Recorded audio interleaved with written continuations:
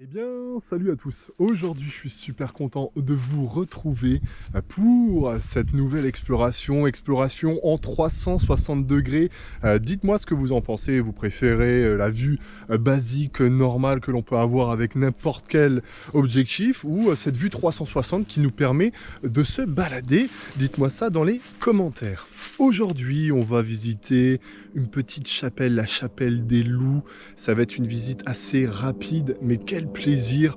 On est entouré d'une belle petite forêt, d'un calme, d'un soleil comme on les aime.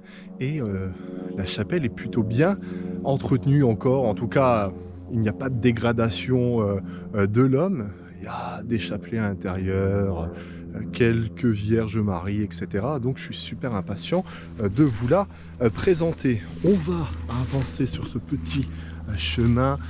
C'est plutôt agréable. J'en ai toujours cherché des petites chapelles de la sorte pour vous les présenter, pour prendre plaisir personnellement.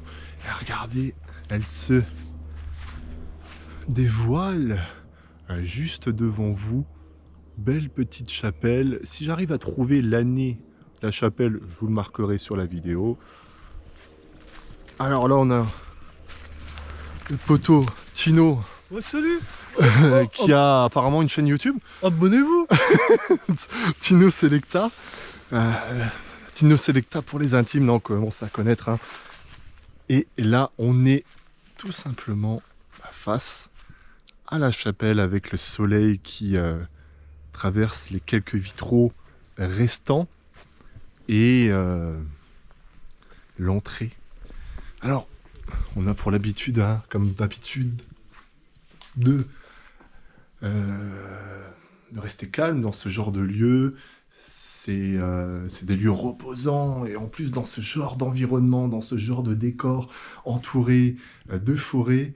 On rigole juste avant, c'est parce que voilà, on est en plein road trip, on vient d'enchaîner 2-3 échecs, donc on est content d'avoir pu trouver enfin un petit spot entre guillemets exploitable. Et là effectivement, hein, quelques vitraux, quelques moulures au plafond, la porte qui était effectivement de l'époque. Et là, on va se rapprocher de l'autel et contempler les éléments avec la Vierge Marie, le Jésus-Christ, et puis et puis un chapelet et Tino qui fait revivre la légende de la chapelle des loups, qui dit que tout urbexeur qui use du putaclic meurt dans les dents, dans la gueule du loup. Est-ce que c'est une vraie histoire? À vous de nous le dire. Non, c'est super intéressant comme lieu.